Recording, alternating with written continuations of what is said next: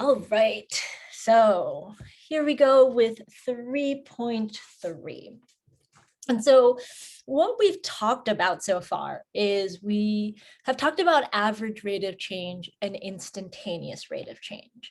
And if you are still unclear on the differences between those, I would really encourage you to go back and look at your notes and pictures, specifically pictures, to maybe help you understand what the average rate of change versus the instantaneous rate of change is.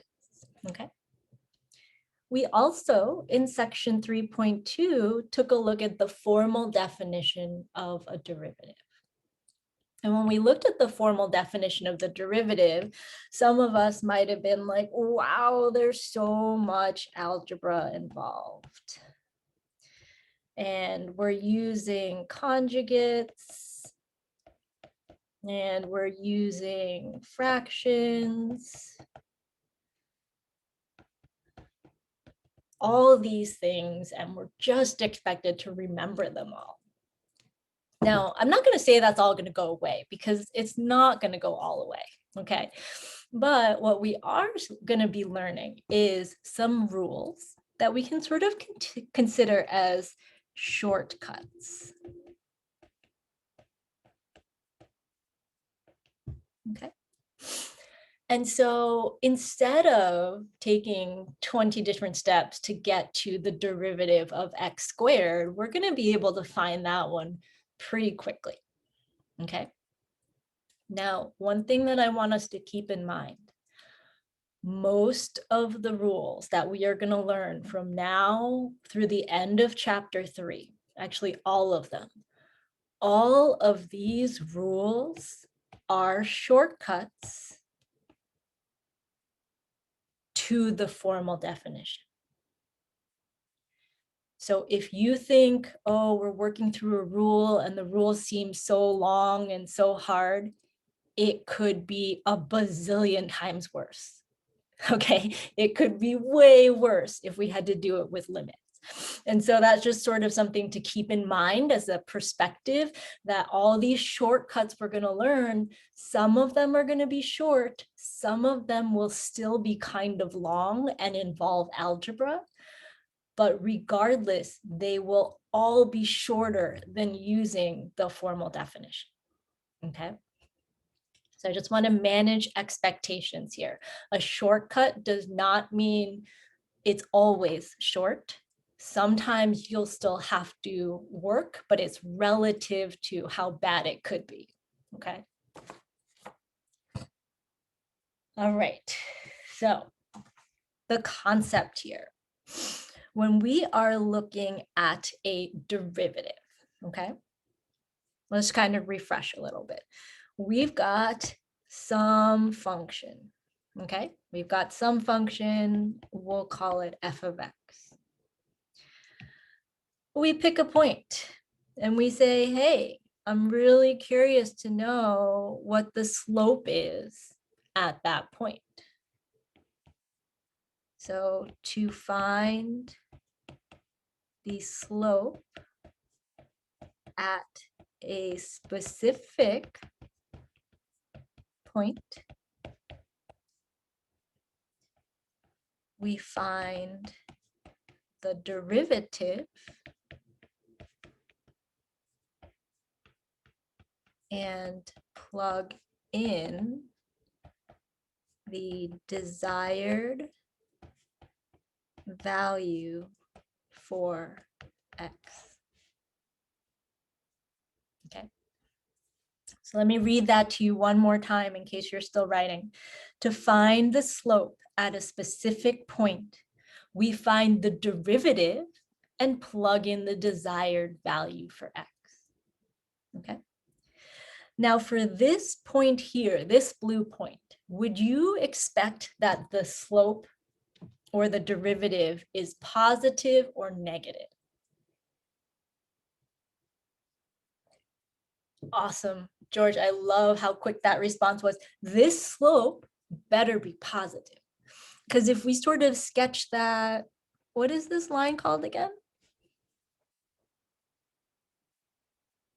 Yeah, if we sketch the tangent line, It's a positive line, right? What if I said, hey, I'm actually interested in learning about this point over here? If I said find the slope at that point, you would first find the derivative, and then second, you would plug in your x value. Now for the green dot, would you expect a positive derivative or negative derivative? Perfect. Love it, Graham. Love it, Umar. We're looking for a negative slope here, right? Because this part of the function kind of goes down like that. Okay. Now, last sort of thing to think about, are there any points here, like any single point where you would find the derivative and that would equal 0?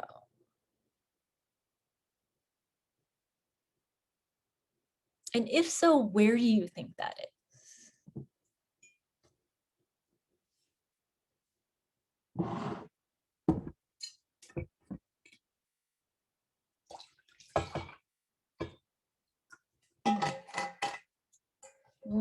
The vertex, the turning points. Okay, so maybe like right here at the top of the bump, we could see that that tangent line is horizontal, or it has a slope of 0, but it also means that the derivative there is 0. And I would agree that maybe down here somewhere, we would also have a slope of 0 or derivative at 0. Okay. So the blue line happens to be a positive derivative, the green line happens to be a negative derivative, and the orange line happens to be a derivative of 0. Okay. All right. So the same concept as looking for a 0 between 2 points. If a slope changes from positive to negative, there must be a 0 between the two. That is exactly correct. That's a really, really good connection there. Okay, there is actually a theorem for that too. All right, let's jump into some rules. Okay. All right. So example 1, we did this question the long way in 3.2. Okay. I made you write out the whole formal definition here, but there's a new symbol that I want us to be aware of. So that right there, the way we read that is f prime of x. Okay, so f with a little apostrophe is f prime of x.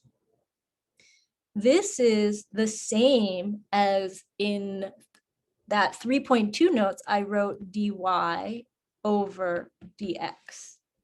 That is the same thing. It's two different ways of writing the same thing. But both of those mean find the derivative. And going back to 3.1, we know that a derivative is the same as the instantaneous rate of change. Okay, so f prime of x is the same as dy dx is the same as a derivative is the same as an instantaneous rate of change. Okay, so now you'll notice that the directions just say find f prime of x. It does not say use the formal definition. And so if we're trying to find our f prime here, okay, so let's write this f of x again.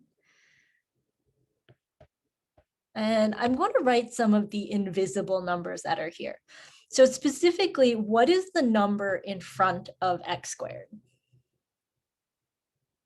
It's a 1. Perfect, George. So 1 times that. Okay. So we're going to take the power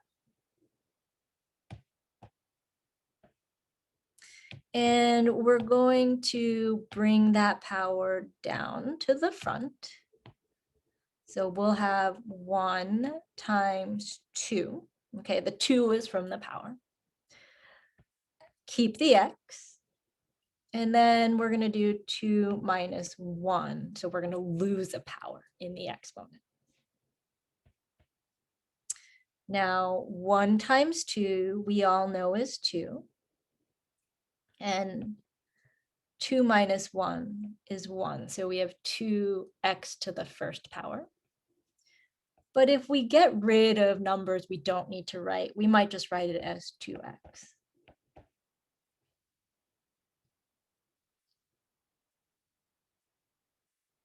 Now, I hope you're sitting here being like, wow, that's it? That was so much shorter than what we had before, right? And Yithan, you bring up a good point. Let me be more specific about my notation.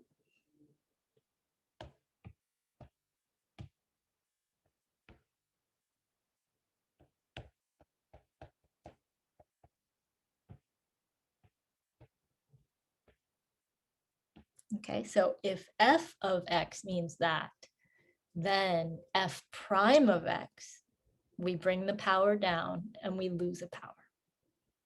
Okay.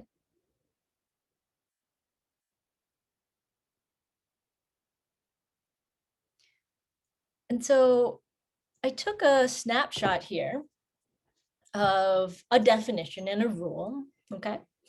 Just so we can sort of see what it might look like in a textbook and how we sort of read that.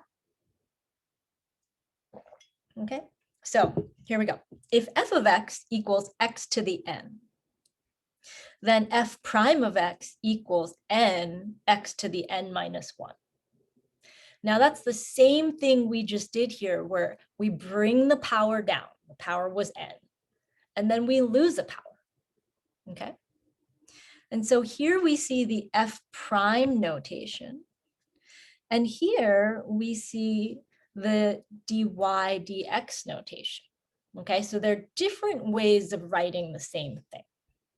Now this rule is called the power rule. And so that's one of the things that is super, super fundamental to the computations that we're going to do. We're going to use power rule a lot. Okay, so all we are doing is bringing the original exponent down in front and multiplying, and then subtracting 1 from the original exponent. Now, why would I copy the rest of this text? Because it's something I want us to really be clear about when we can use the power rule and when we cannot, okay? So in order to use this formula, n has to be a number.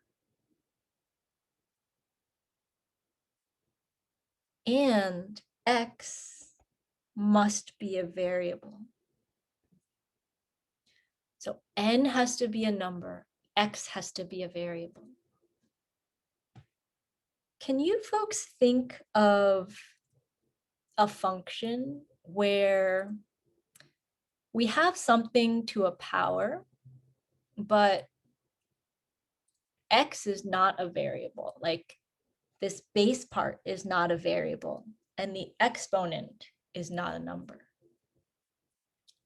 Like, when is this not true?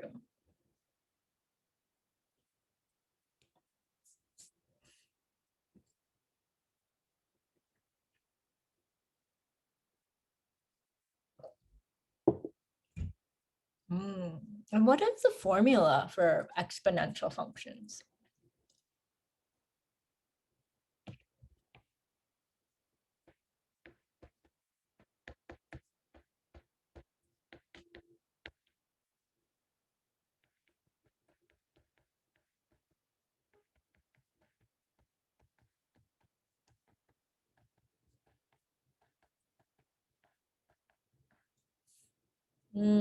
Okay. That is chemistry, but instead of a to the x, we see it's something like y equals, I think we typically use b to the x or y equals e to the x.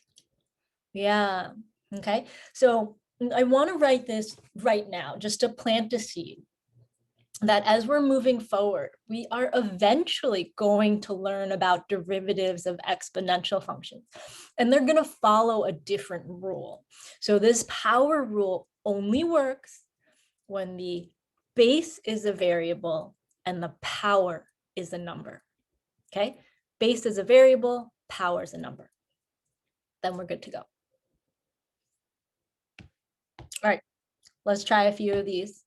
We can work through these questions so much faster now that we don't have to use the formal definition, okay? So let's kind of leave that screen like this. You can still see the rule. Can someone tell me how I might find f prime in example number 2?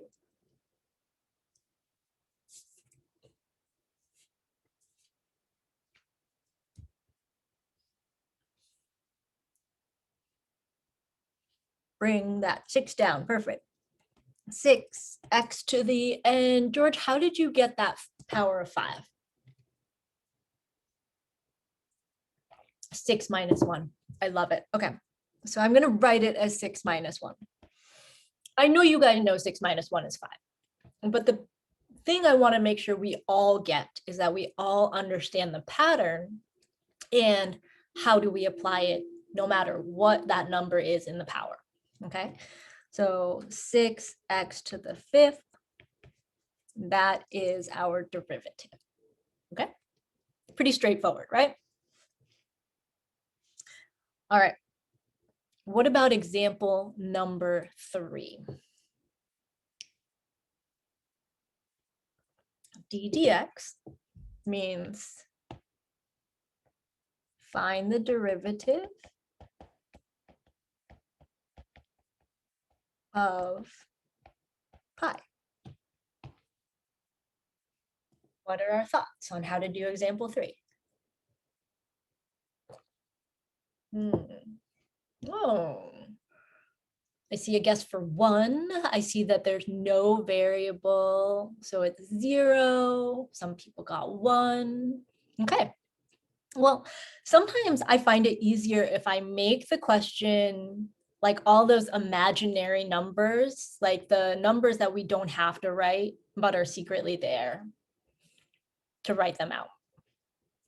So let's see, I might write this as d dx of pi x to the 0 power.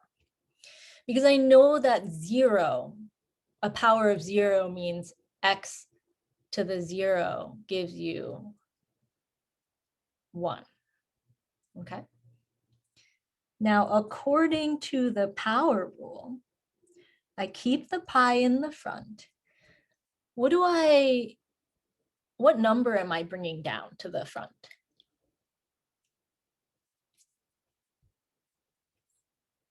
Okay, 0, x to the 0 minus 1. Okay, equals pi times 0x to the minus 1. What does that give us?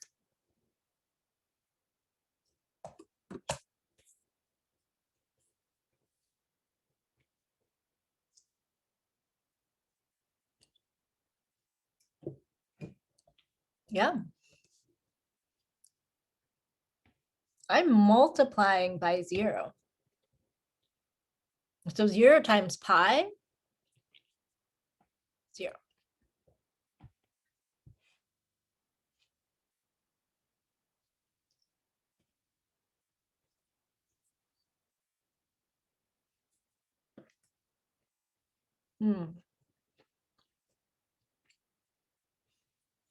Remember how in this first example, I wrote out the 1. And I said, sometimes I like to write a number. It's an invisible 1, right? Well, in this case, we've only learned the power rule, which means we need x to some power in order to use the rule. So that's why my invisible number here is x to the 0, because x to the 0 is 1. So if I don't see a variable, that means that it's x to the 0. When I use power rule, when that 0 comes down, it's going to make the whole thing equal to 0. Okay. Okay. All right. Now, the next 3 examples, here's where I hope you did that quick review of fractions and exponents. Okay. So if you were like, why is she making us do all of that? This is the moment where that quick review from this weekend is going to be important. Okay. So in order to use the power rule, I need to see a power. So I have to rewrite this because y to the square root of x, I don't know what the power for x is, but David is right on point. Y to the square root of, or y equals the square root of x is the same as x to the power of 1/2. Okay. So if you were confused about the quick review of fractions and exponents, great place to bring some questions to office hours. Okay. But we saw there that we could rewrite it as x to a power. The reason that is important is now I can use the power rule. Okay. So what am I going to bring down to the front?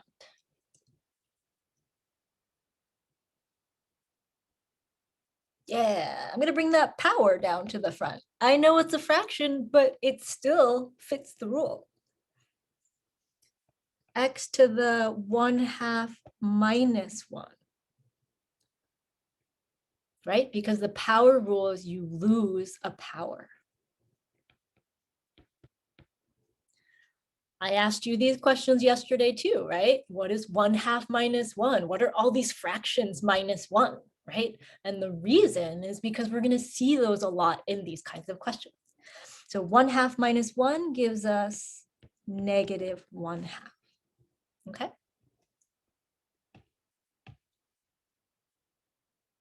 So we've got this here.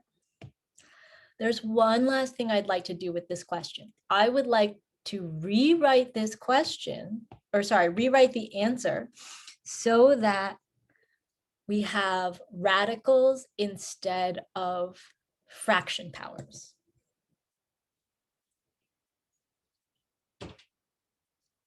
So I could do that in 2 steps. 1 over 2 x to the 1/2, right? I can bring that power down to the bottom because it's negative, and just like George says 1 over 2 square root x. Okay. Now, the ability to go from here to here, okay, to go in between those two, it's important for a few reasons. One, sometimes we're checking our work with like an answer key, and the answer key looks like in the blue, but we have what's in the black. I want us to feel confident knowing that those two are equivalent statements. Okay. Second reason why it might be important is the one in the blue is probably easier if you want to plug in a number for x. It's probably easier to plug it into the blue one. And so when we're thinking about the value in knowing the different forms, each form sort of has a different purpose. When we can see the exponent, it's easy to use power rule. But if we want to do anything, like we want to compute a number for that, it's probably easier with the radical. Okay. So that's going to be something I really want you to work on, is how do you go back and forth between those two? If you are someone who doesn't feel super confident about it yet, I would really encourage you to practice getting to this step. Okay. Don't sell yourself short. Put in the time now, put in that brain power now so that you know how to get to this second form. All right. That's my plug for making sure that we know how to go back and forth between them. All right, let's take a look at example 5 here, okay? So how can I write this f of x so that I can see the power for x?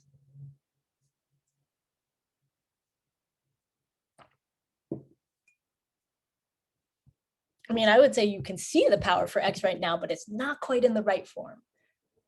All right, so Graham says negative 3x to the negative 4. Okay, this is exactly where being able to write it with the negative exponent comes into play.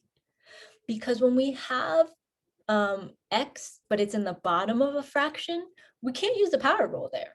The power rule says it's got to be on the top of the fraction. So we have to make it on the top of the fraction, okay? Now, let's use the power rule. I'm going to keep that negative 3 in the front. What number am I going to bring down?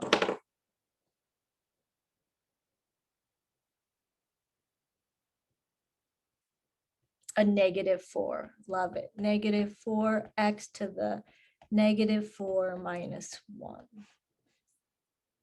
Okay. Now let's clean that up.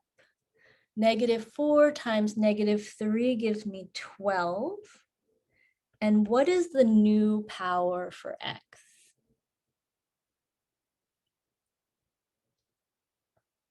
Negative 5. Okay, now I know everybody in here knows that negative 4 minus 1 is negative 5. I'm writing it out because sometimes we move too fast in our brains and it becomes negative 3 by accident. Okay, but I know you know better. So put those breadcrumbs out there for yourself so that you can make sure you get an accurate answer.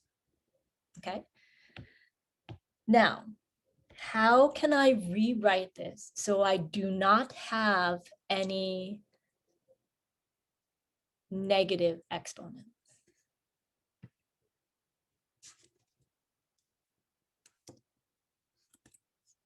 It's 12 over x to the 5th. Perfect. And so this is our derivative of negative 3 over x to the 4th. Okay. All right, let's try one last example here. And same thing, we're going to have to rewrite this f of x.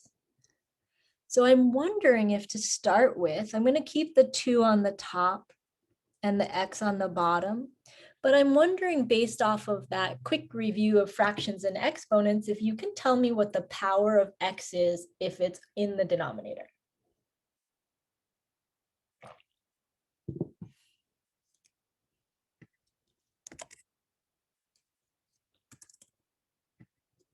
X to the 2/3. Good, 2/3. All right, now, Umar, I think you went one step further, right? The next step should that it be that it's 2x to the negative 2/3. Okay, exactly. And so what he's shown there is that this now fits the power rule. Now we can use the power rule. Okay, so f prime of x means keep the 2. I'm going to bring that power down, negative 2/3 x to the negative 2/3 minus 1. All right. When I multiply my coefficients, I'll get negative 4/3 x to the, what's negative 2/3 minus 1? What does that give us? Negative 5/3. Awesome. Okay. So at this point, you're done with the calculus, but we want to take those extra steps to think about how we can rewrite it in a form that might be easier to plug in numbers, okay? So I'll do this one piece by piece, kind of like I did example 4. First thing, I'm going to keep that 4 on the top, keep the 3 on the bottom, but now it's x to the positive 5/3 on the bottom. And then my last step is I'm going to change that to be a cube root of x to the 5th. And this would be my derivative of 2 over the cube root of x squared.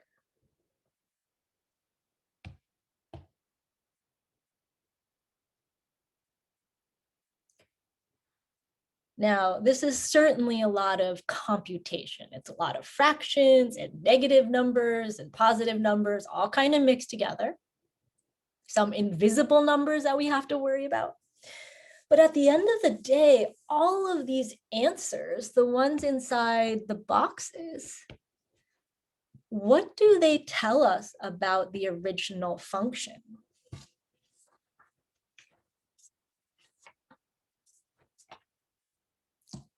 Like all of these answers, what do they tell us about our original function? What does 6x to the 5th tell us about x to the 6th?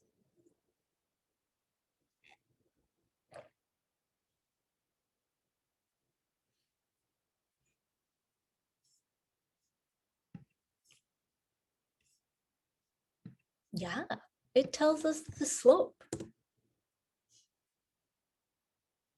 All right, all these equations that are boxed off in the boxes, all those tell us is the slope of the function we started with, okay? And so if we want to find the slope at any point, we just plug in numbers for x, that's it, done.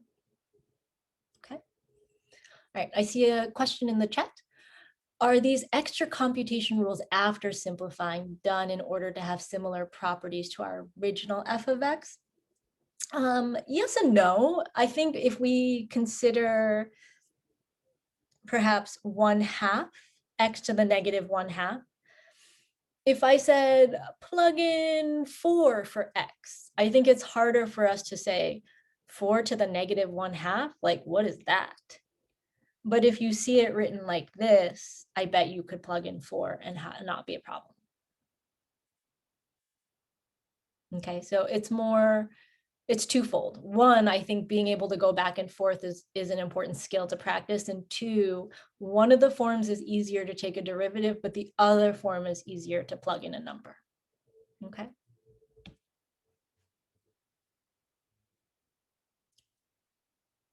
All right.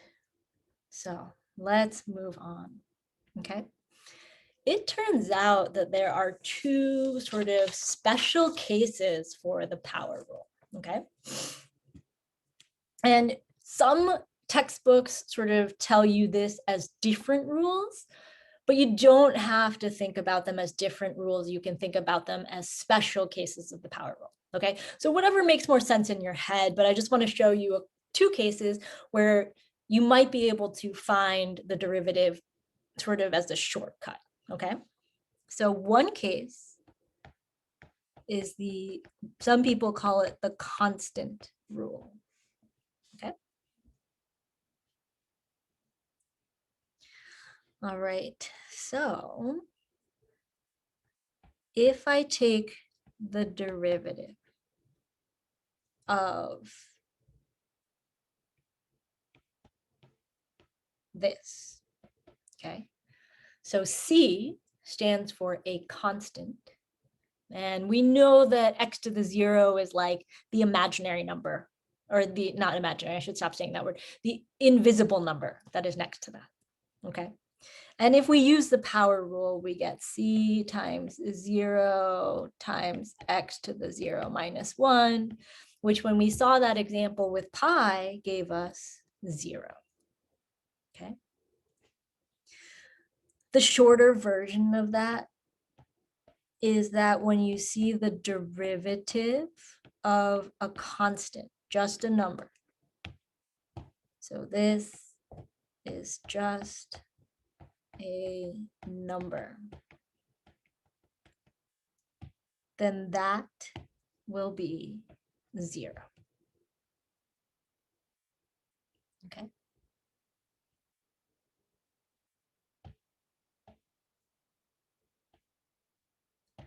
Now, some of us, we see the rule, okay, fine and good, but I think maybe let's put a picture with this too, because we are talking about slope, okay?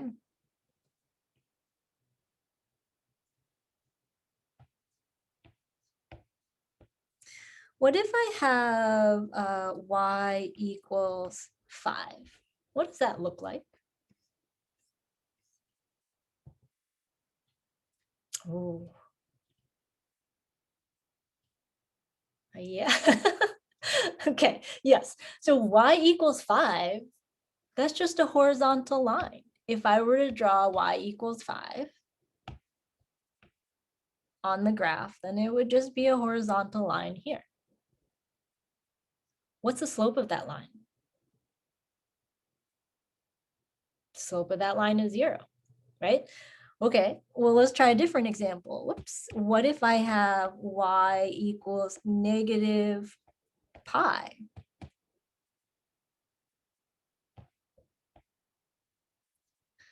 And I asked you to graph that. What does that look like?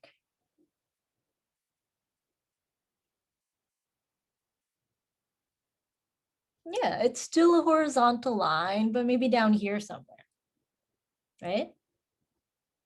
Yeah, it's a negative horizontal line. What's the slope of the yellow line?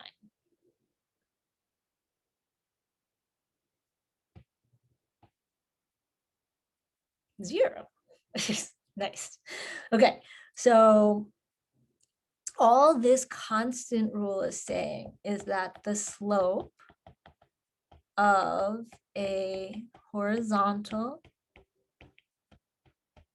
line is 0. Okay, that's why we're able to use that shortcut.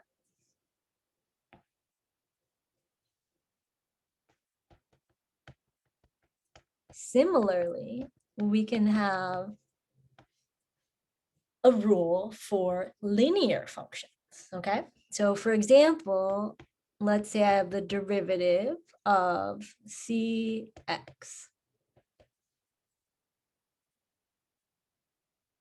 If I use the power rule, I'm going to get c times, what power am I bringing down?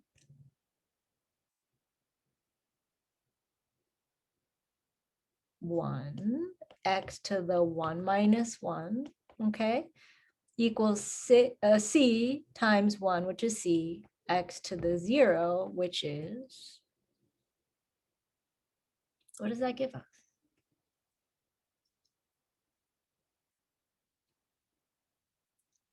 It gives us c, okay?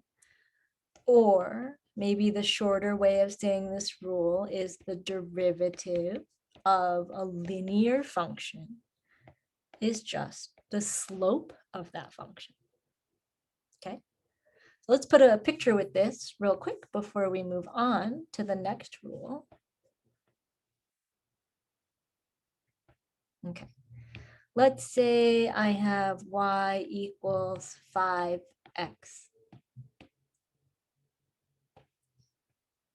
If I were to draw that line, it might look something like this. What's the slope of that line?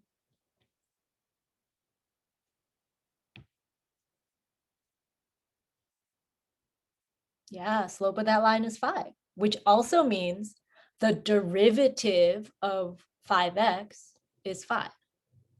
Okay. What about y equals negative 1/2 x? What's that graph going to look like?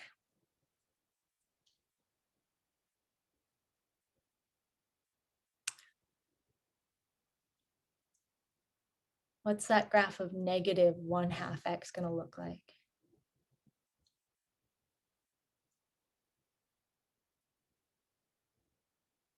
Yeah, it's going to be a negative line, maybe something like that.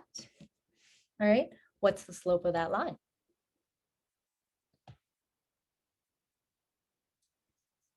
Negative 1/2, right?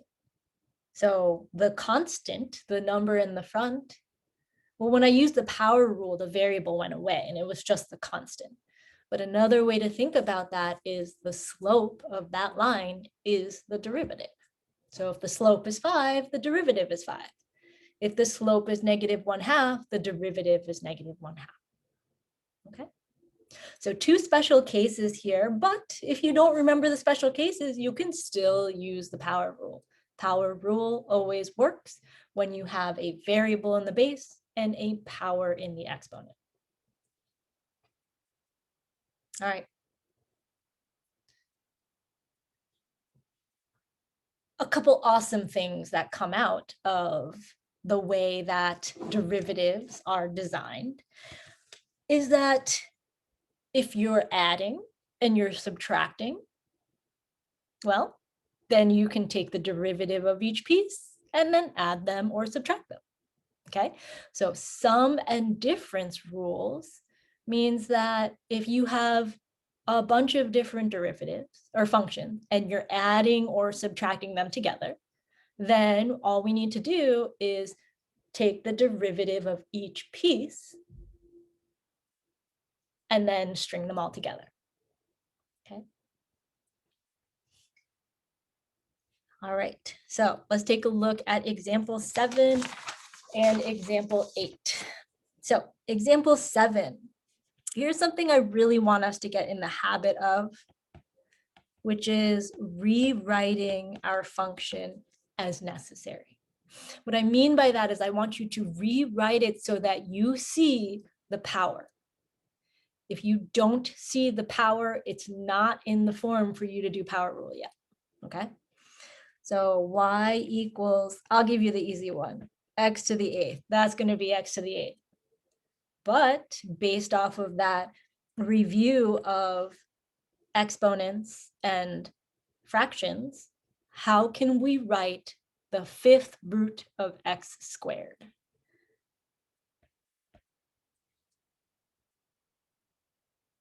All right, I see one answer in there for 2/5. Anybody agree or disagree?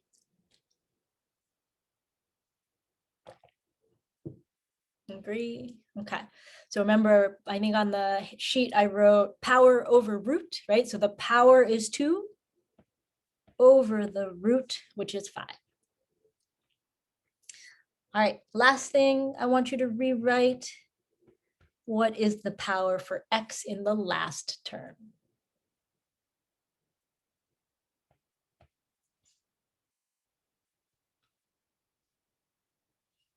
Exactly, -1, because we brought that x up from the bottom. All right, so number 1, I want to see you rewrite it, okay? Number 2, now we're going to take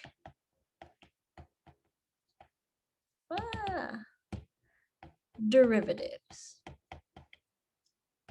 Now, we only know power rule so far, but power rule is going to be one of a bazillion rules that we're going to learn, okay? So we're going to use whatever rule is appropriate. Right now, we're going to use power rule. So y prime, that's another way of saying derivative, y prime, equals, I'm going to do the easy one. This is going to be 8x to the 7th. All right, someone help me out with that second term, x to the 2/5. How do we take that derivative?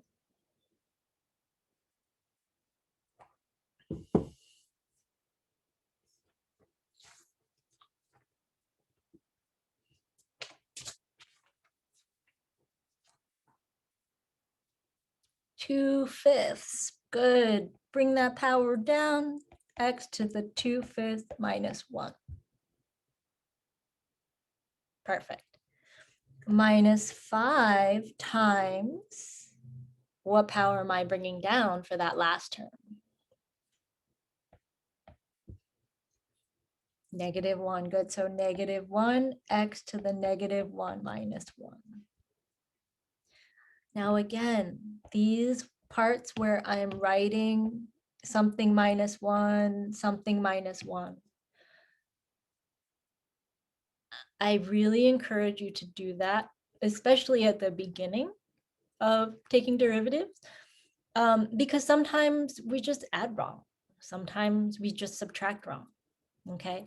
And that might lead to an entire term going away for you that shouldn't have gone away because you tried to skip a step, okay? So I would really encourage you to write those out just to make sure, especially like on a test or something, make sure that you have what you need there. And our last step is to simplify, okay? So I get y prime equals nothing to clean up for that first term. I get 8x to the 7th plus 2/5 x to the negative 3/5 plus 5x to the negative 2. And I'm going to take one more step to simplify. Let's write that in blue. 8x to the 7th plus 2/5, the 5th root of x cubed plus 5/x squared.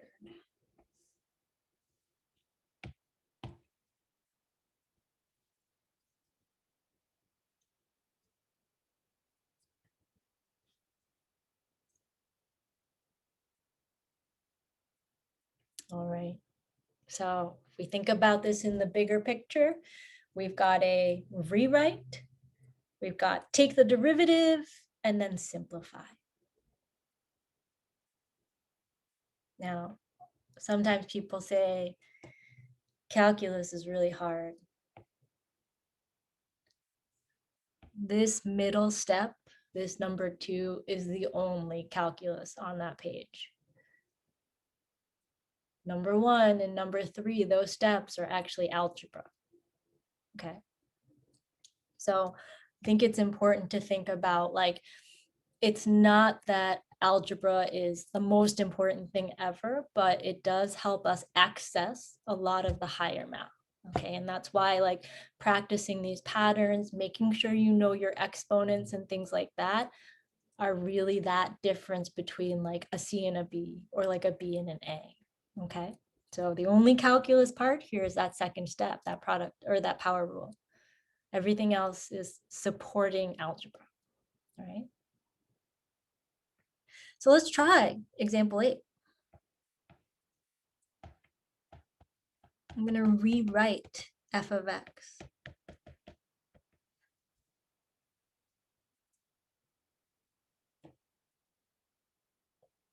And I'm going to give you folks 60 seconds to type, but do not hit enter yet. Type into the chat how I should rewrite step 1. Okay, so don't hit enter yet. Let's just type it in and give everyone some time to think about it.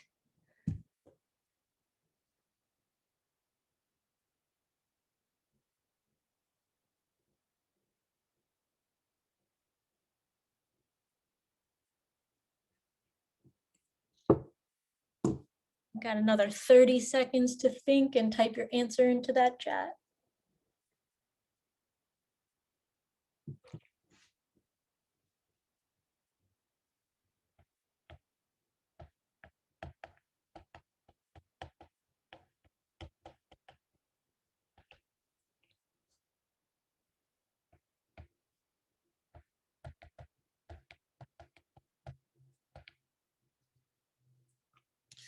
All right, everybody hit enter. What do you have so far? Beautiful, so nice, folks. All right, so we've got x to the 1/2 plus 2 times x to the negative 8. I love it. Okay, so now we see powers in both terms. We are good to go. Now we can take our derivatives. So f prime of x equals 1/2 x to the 1/2 minus 1 plus 2 times negative 8 x to the negative 8 minus 1. All right, that's it. That was the calculus step. Now we simplify. F prime of x equals 1/2 x to the negative 1/2 minus 16x to the negative 9. Let's clean that up a little bit more. 1 over 2 square root of x minus 16 over x to the 9th.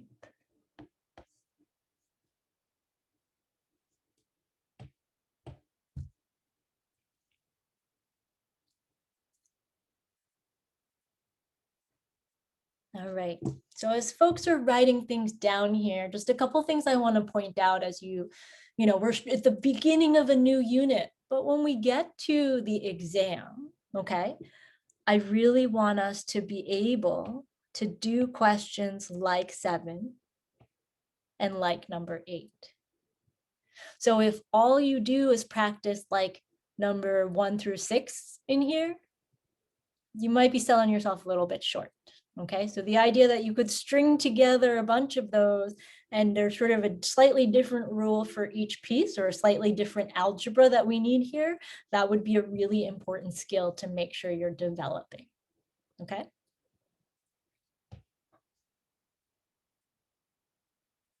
All right, any questions?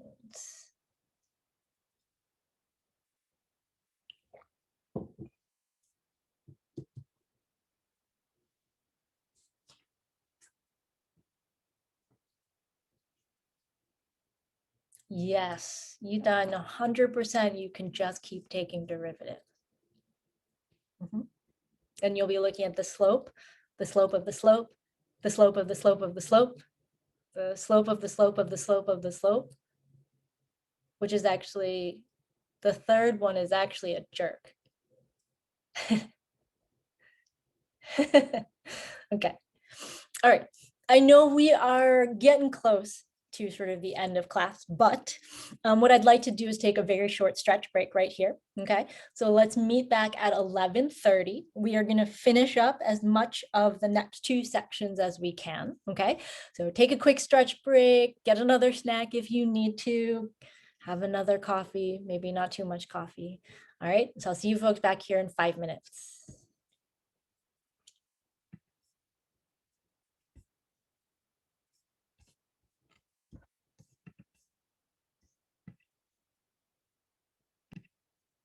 Gotcha.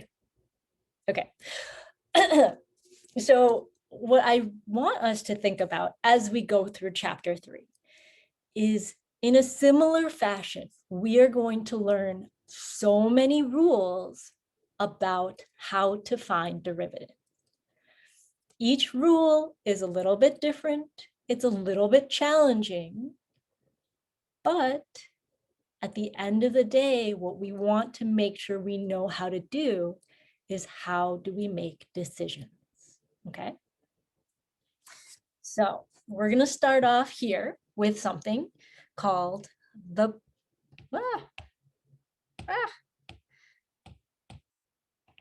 called okay.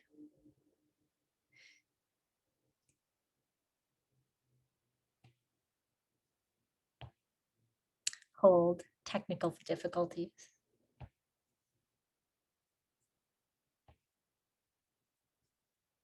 Okay, so we're going to take a look. Yes, I know. I think that is might be kind of tired. I don't know. All right, so the product rule is a new rule that we are going to learn. Okay. I love it.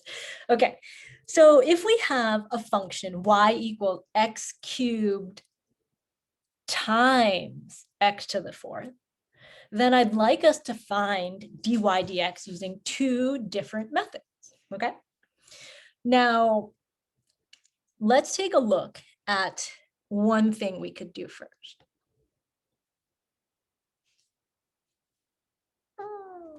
Hold.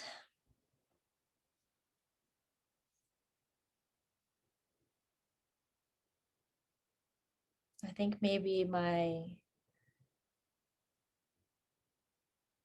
technology is like, look, you took a break. Like, aren't we done with class already? Just maybe how some of you feel, but we still have 26 minutes to go.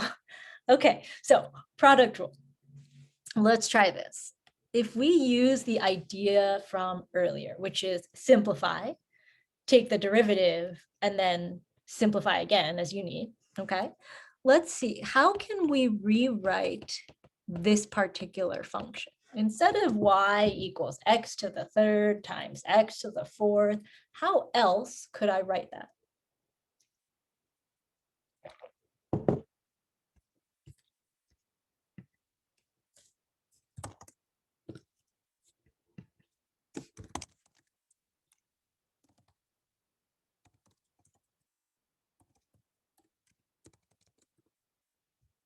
Good, we can write that as x to the seventh, okay? And so we get x to the 3 plus 4 or x to the 7th. Okay, so we rewrote it, and now we can take a derivative. And what do we get for y prime?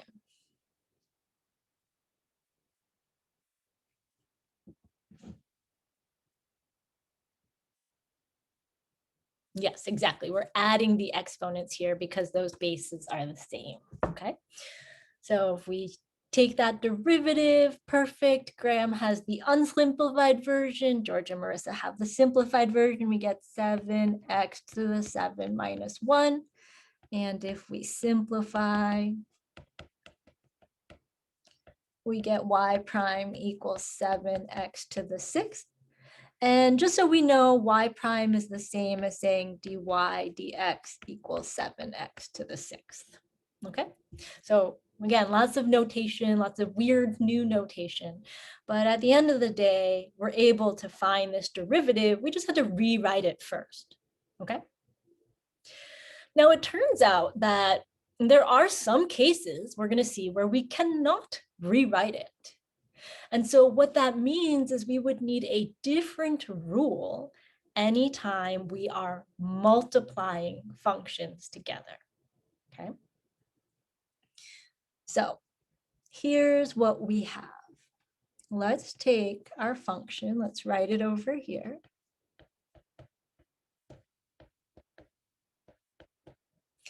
And I'm going to say we're going to let u equal x cubed.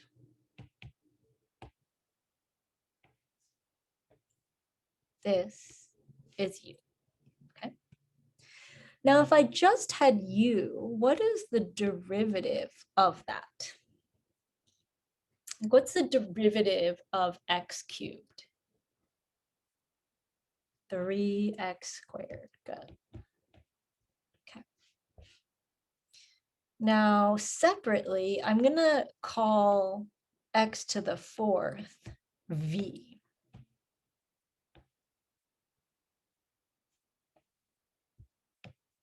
And I'm wondering if you can tell me what dv is.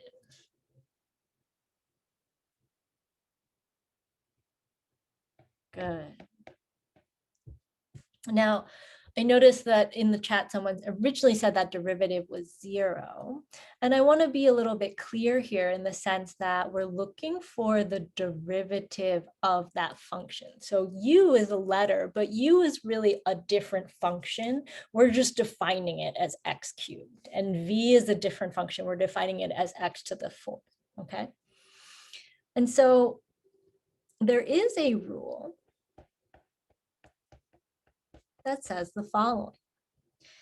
If you have the derivative, if you have two functions multiplied together, you can find the derivative. So dy dx equals u dv plus v du. Okay, so we take the first function, we multiply it by the derivative of the second, and then we add the second function times the derivative of the first. And so let's see what that gets us. U is x cubed. What do I put in place of dv?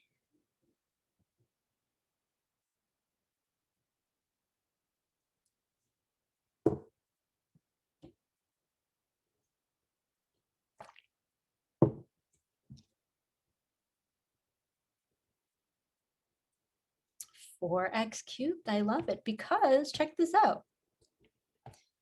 dv is this dv, and another way of saying that is 4x cubed. Okay, plus v, I'm going to put in x to the 4, and du is 3x squared.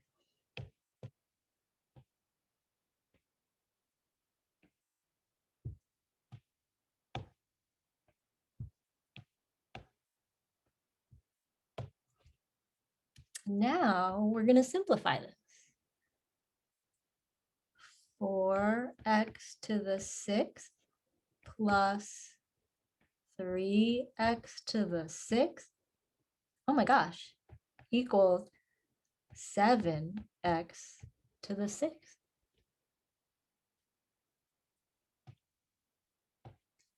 So this answer that we got by rewriting, taking the derivative, and simplifying is the same as when we use this product rule.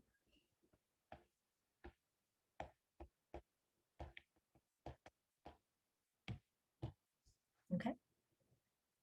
Now in this case, in this particular example, do you think the first method is more efficient or the second method is more efficient? Yeah, I would agree. I think that first method is more efficient. Okay, so the moral of this story is when you see a product, sometimes you have a choice. If you can rewrite it to make it simpler, I would do that.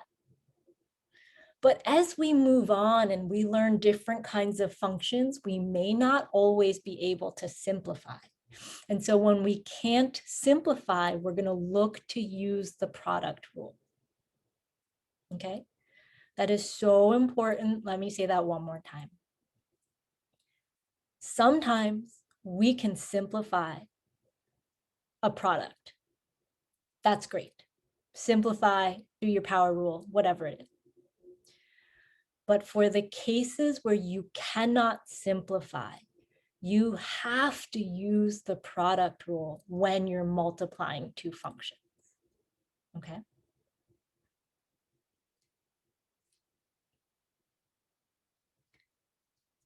All right. Here is a different way of writing the product rule, same notation, or different notation, but same idea. You want the derivative of a product. You're going to take one function, you're going to multiply it by the derivative of the other. You're going to add it to the other function times the derivative of the first one. Okay. So different notation, but same idea.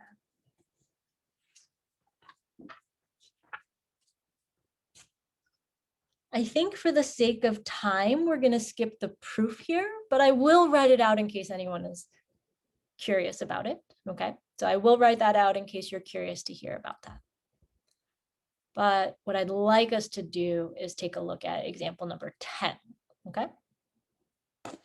And because I want us to practice the product rule, I'd like us to use that in this case. Okay. So first of all, how do I know that I should use the product rule here? Other than it's in the section that says product rule.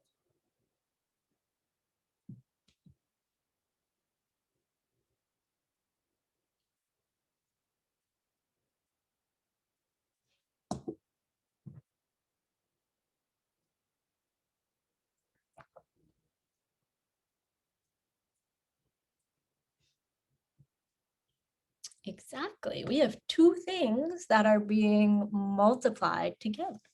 Okay. And so one thing I'd like to do is to write out the product rule. Okay. So we see a product. And so our product rule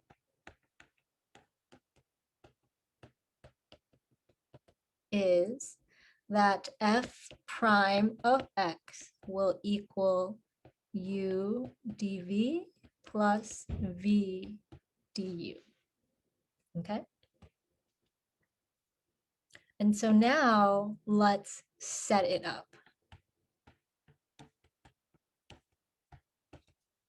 And what I mean by that is I want us to identify our u, identify our v, and then I want us to find our du and our dv. Okay? So in this case, I'm just going to choose the cube root of x minus 1 as my u. So the cube root of x minus 1. That means that v is 2x minus x squared. Okay. Let's find dv first. I think it's a little easier. What do we get when we take the derivative of v, or the derivative of 2x minus x squared?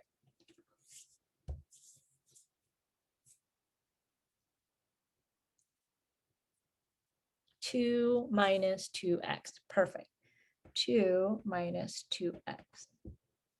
Okay, now before I take my derivative for u, I'm going to go ahead and rewrite that, x to the 1/3 minus 1. The reason I'm rewriting it is because I know I can use the power rule, but only if I see the power. So I got to make sure I see that power. Then I get 1/3 x to the negative 2/3. And I'm going to go ahead and rewrite that so I get 1/3 the cube root of x squared.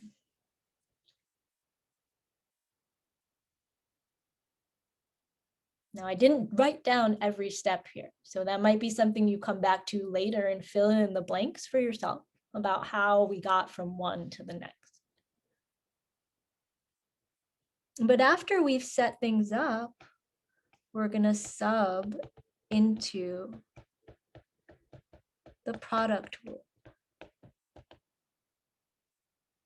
That means that f prime of x will equal u times dv plus v times du.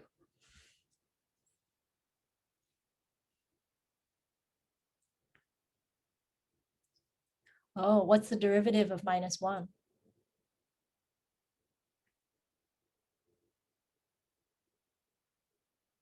Zero, right? So this is really that plus 0, so I don't need to write it. Is that what you meant by the minus 1?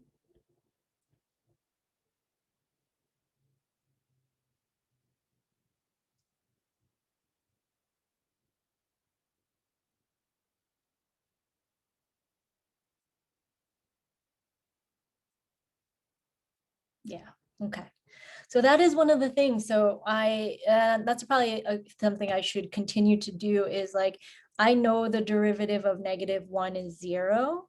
So I didn't write it, but it might be helpful if we kind of write it for a bit, just because sometimes things disappear and you're like, where did they go, right? But it's just that it became a 0, so I didn't have to write it anymore.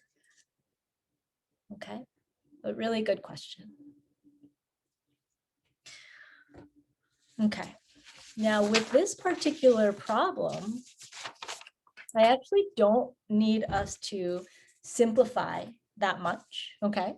So even though this looks super gross, I think we can just say this. X, whoops.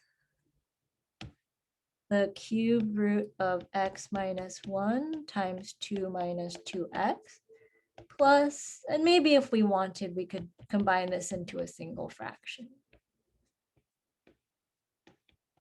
All right. But I don't need much more simplification than this. The more important part is that setup is correct and that you can substitute in appropriately. Okay.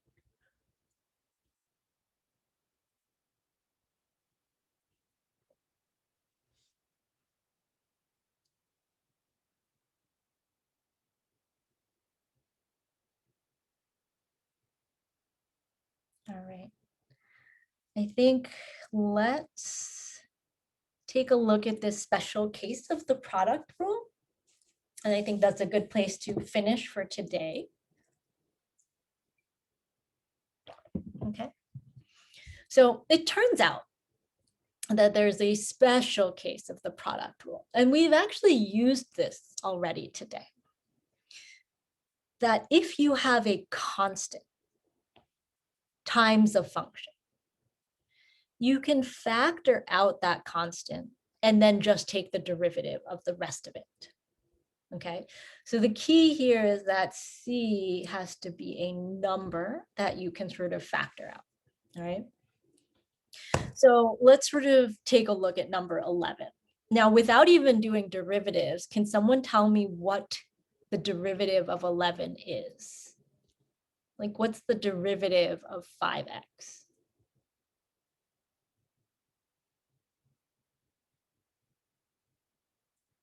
It's 5. Yeah. How did you know that?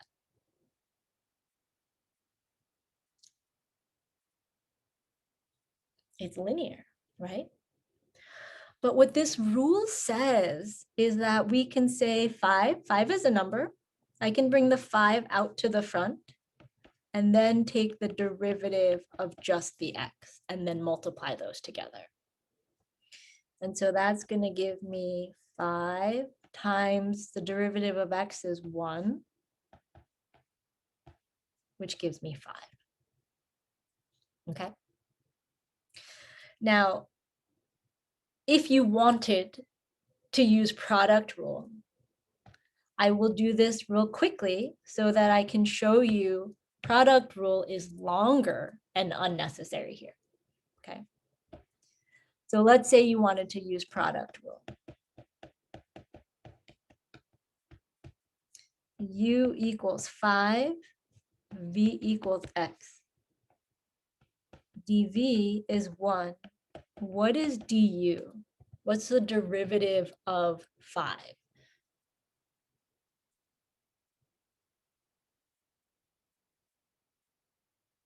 Yeah, derivative of 5 is 0. Okay, so now when I plug things into the product rule, u dv plus v du, I'm going to get 5 times 1 plus x times 0, which is 5. Okay. Specifically, this part, when you take the derivative of a constant, it's always going to be 0. So one of your terms in the product rule is always going to cancel out. Okay.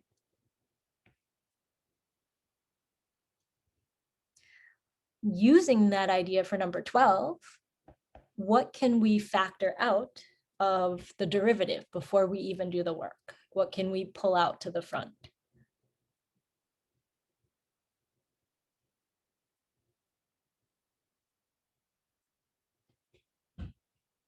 Yeah, we can take that 2 right out. So I'm going to take a 2 out, d dx of, and I'm going to rewrite x to the 9th as x to the negative 9. And I'm only doing that to prepare for my derivative, right? Then I get 2 times negative 9x to the negative 9 minus 1, or negative 18x to the negative 10, which I can write as negative 18 over x to the 10th. Okay.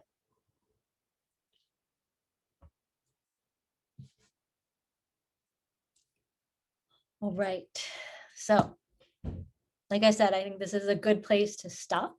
We've learned a lot today. I would encourage you to look over your notes today. Okay. I would encourage you to at least put eyes on that quiz for today. That way, if there are questions, you can bring them to office hours on Wednesday. Okay. And that way, if there are questions, we can ask them during class on Wednesday as well. All right. We are going to continue to build on these rules. So if you're shaky about the power rule, the rest of this chapter is going to be really challenging, okay? Because we're going to start to move quickly through some of these derivatives, all right? Yeah, Ethan, this is actually exactly why there's no accelerated calc classes. I think we tried to do them over intersession once upon a time. Can you imagine learning this in 16 days?